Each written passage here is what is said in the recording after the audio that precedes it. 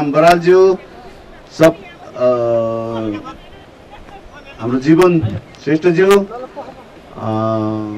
मैले सम्झिन है सबै साथीहरू हाम्रो श्रमिक कमिटीमा जो हुनुहुन्छ उहाँहरू हामी भेट हुने नै छ।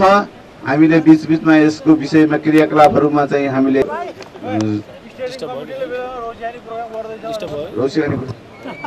आयोजना गर्न हामी लागि पर्नेछौँ।